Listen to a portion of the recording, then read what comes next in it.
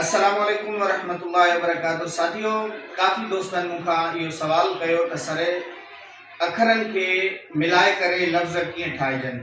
त हिकिड़ो आसान तरीक़ो आहे, अॼु हिकिड़ो अवांजी ख़िदमत में पेश कयां थो। लिखूं था, उन खां बाद में इन जी एक्सप्लेनेशन तव्हांखे ॾियूं था ऐं उन खां बाद में कीअं उनखे पढ़िबो आहे उहो बि तरीक़ो सिखूं था। सो हाणे अचो त लिखी वठूं। त साथियों, ही बोर्ड ते मूं कुझु अखर लिखिया आहिनि। पहिरियों अखर जेको आहे उनखे मूं ॾिनी आहे ज़बर, यानी अलिफ ज़बर अ बे ज़बर ब, जेको पहिरियां ज़बर वारा अखर पढ़िया हुआसीं। हाणे सभिनी अखरनि खे अलिफ खां ये ताईं ज़बर ॾियणु तव्हांखे अचणु घुरिजे। यानी मीम खे ज़बर ईंदी त छा थींदो, काफ़ खे ज़बर ईंदी, शीन खे ज़बर ईंदी, तूए खे ज़बर ईंदी त छा थींदो, इहे सभु कुझु। हाणे उहो आहे ज़बर, यानी अलिफ ज़बर अ, उन खां पोइ अचे थो अलिफ वारो अखर, यानी टिनि अखरनि ते असांजो कमु कयो आहे। कहिड़ा कहिड़ा? हिकिड़ो आहे अलिफ, ॿियो आहे वाव और टियों आहे ये। इन टिनि अखरनि खे सम्झणो आहे। असुल इन ते ही सॼी पटी आहे।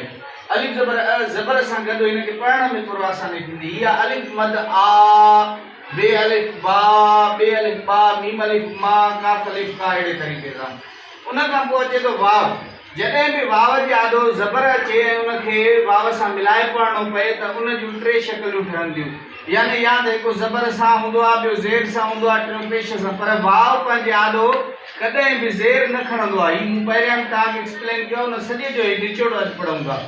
सो अलिफ खे ज़ेर न ईंदी आहे, इन जे करे ज़बर पेश ऐं ख़ाली वाव अलिफ सां मिली करे अचे, उन्हनि खे कीअं पढ़िबो आहे। हीअ अलिफ वाव ज़बर औ, औ जीअं पहिरियां पढ़ियोसीं औलाद, या मिसाल ही लिखियोसीं शौकत। त ही जेको आहे वाव पंहिंजे आॾो ज़बर खणे थो, उन लाइ शौकत, औलाद, या मिसाल दौलत। अहिड़े तरीक़े सां खोड़ अखर ठही सघनि था। या मिसाल ही थियो औरत, ठीकु आहे। अहिड़े तरीक़े सां त वाव जे आॾो जॾहिं ज़बर अचे पेश सां, मिसाल अलिफ वाव पेश ऊ, सूर, नूर, हूर, कूड़, झूर, मूर, नूर, खोड़ सारा अखर ठही सघनि था। ऐं ही वाव जेको आहे उनखे आॾो वारे अखर सां मिलाए पढ़णो आहे, पर ज़बर बि न अचे, पेश बि न अचे, ज़ेर त ईंदी ई कोन। उन लाइ छा थींदो, ओ। मिसाल आहे मोड़, ठीकु आहे, मोड़, नोड़ ऐं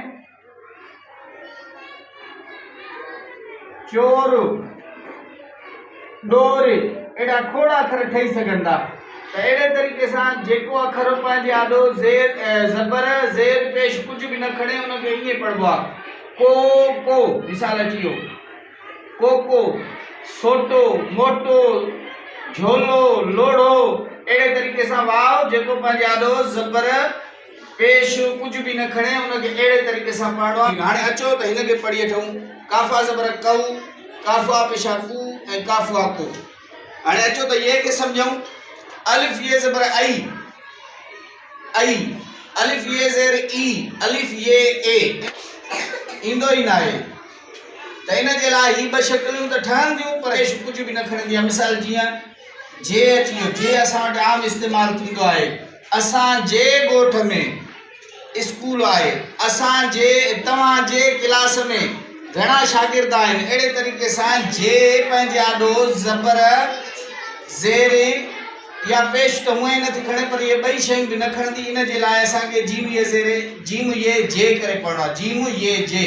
ज़बर ईंदी त अलिफ ये ज़बर आई, ज़ेर ईंदी त अलिफ ये ज़ेर ई, ऐं जेकर कुझु बि न ईंदो त जीम ये, ॿिन्हिनि जा नाला वठी उन्हनि खे मिलाए पढ़णो आहे। जीम ये जे। हाणे मिसाल ही आहे आई, ही पढ़ियो आहे पहिरियां, ही सम्झाइण लाइ। मीम जे आॾो ये जे आॾो जॾहिं ज़बर अचे, मईर, उमईर, इनखे असां चवंदा आहियूं आमतौर ते उमेर, उमेर न उमईर। सुमईर, सुहैल,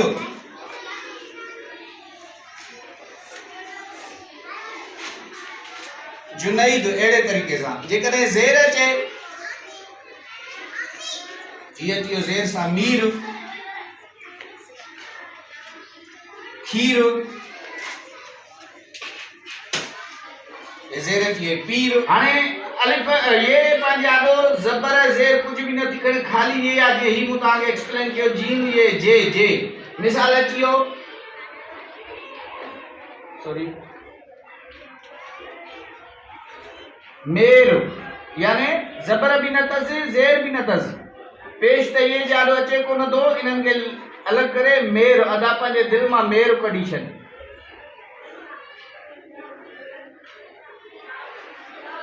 पेरो पे ये पेरे पेशोरो पेरो सेरो सेरो लिखी सको था मिसाल पेरो लिखी सको था